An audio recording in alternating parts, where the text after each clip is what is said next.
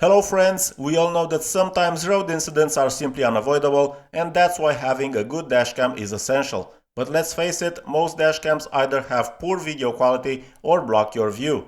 In this video I'll show you a sleek 4K dashcam that's fully integrated into the rear view mirror housing, making it almost invisible.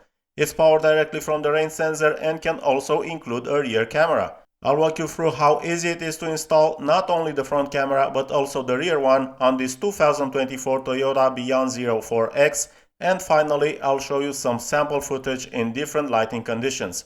Let's start as always with a short unboxing.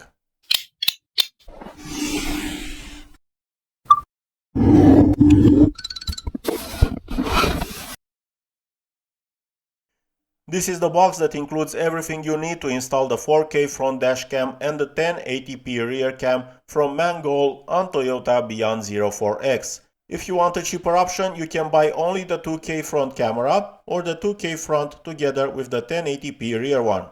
Because I collaborate with Mangoal on a regular basis, I even managed to get a 10% discount code, which you'll find in the description along with the product link. Let's see what you get inside the box. I received troubleshooting instructions, but I had no problem connecting my phone to the camera, neither with an Android phone nor with an iPhone. Then we have installation instructions for the GPS module if you want to mount it. And of course we have the installation instructions dedicated to the Toyota BZ4X. I love the fact that Toyota has almost the same mirror housing for several models, and believe me, this is the easiest mirror housing I've ever disassembled. This is the mirror housing in which the camera is integrated.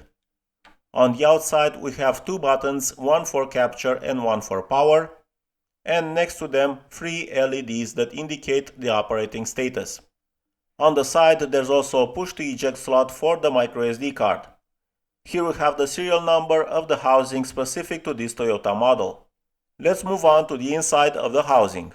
We have a power plug that will power the camera directly from the rain sensor.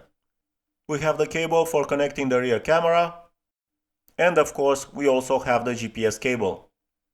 The housing already comes with these mounting clips identical to the original ones, so the installation is ultra fast. In the front we have the camera lens, however I will not remove the protective film until the installation is complete, just to avoid scratching it. What I find fantastic about this model is that Mangoal added a cover over the compartment that holds the components and cables of the camera, so it's practically impossible to cut or damage any of them. Then we have the 1080p rear camera.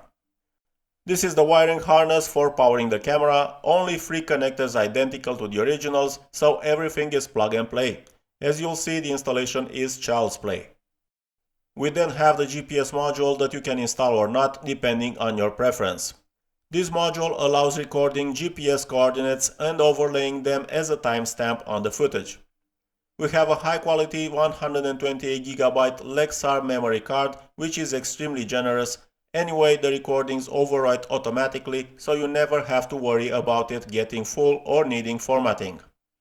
Then we have a plastic trim removal tool, which makes installing the rear camera cable extremely quick.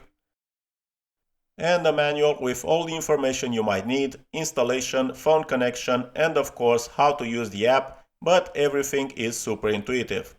Let me show you how you can install these two cameras super fast.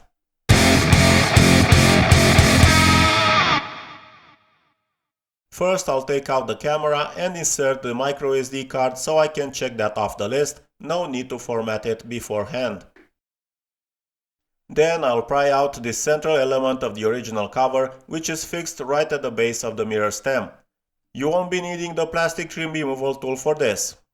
Removing the original rear view mirror housing is super easy, just push it downward.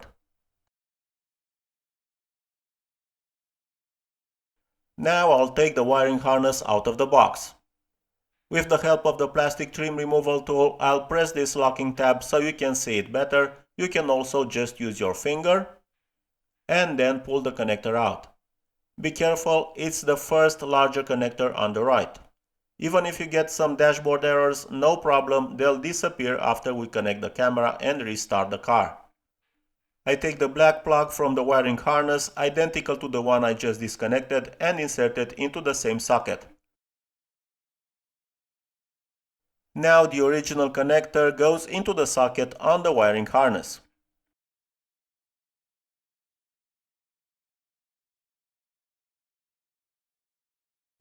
Then I take the camera housing and connect the power cable.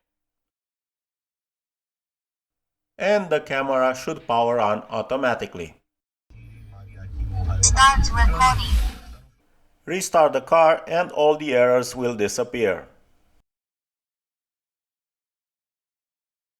Now just slide the mirror housing back in place and it will clip automatically. Don't forget to push all the cables neatly inside the housing, leaving outside only the connector for the rear camera. I take the rear camera and connect it to the front one. I attach the central cover and I'm done with the front camera. Using the trim removal tool, I route the rear camera cable above the headliner, then down along the A-pillar trim, under the weather seal, under the B-pillar trim, under the seal again toward the C-pillar, under the trim between the C and D pillars, all the way to the tailgate. Now I go again under the headliner until I reach the rubber boot that protects the electrical cables going to the components mounted on the tailgate. Fortunately, on this model they didn't use the hard to remove plastic caps like on the Corolla, so both ends of the rubber boot are easy to remove and reinstall. Now I push a small loop of wire through and grab it with a hook-shaped pick tool. Now we can take out the connector for the rear camera through the opening. The rubber boot is extremely narrow, I won't lie, it took me a while to find a solution, but it's actually a pretty simple and accessible one. You'll need a Phillips screwdriver long enough and tape the connector head of the camera cable to the screwdriver using electrical tape.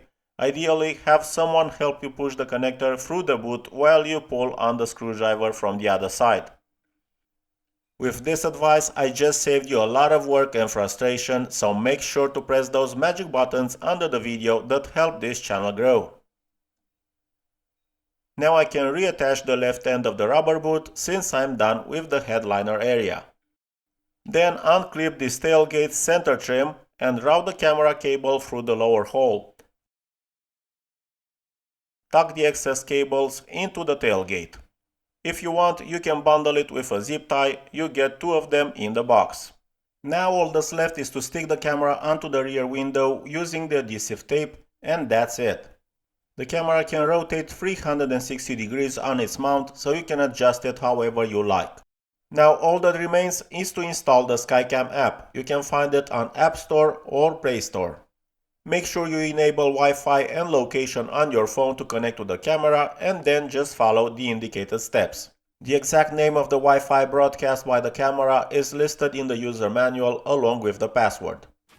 I'll let you see for yourself how the Mangoal cameras record and you can decide if the investment is worth it or not.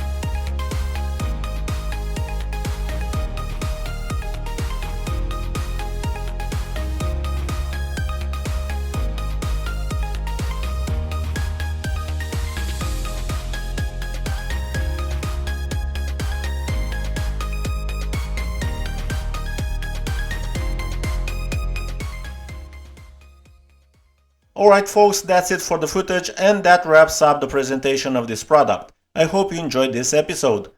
Don't forget to subscribe and give a like to support the effort I put into making this video. And most importantly, let me know in the comments what you think about these cameras, what you like, what you don't, whether you think they're too expensive or anything else you want to share. Bye bye!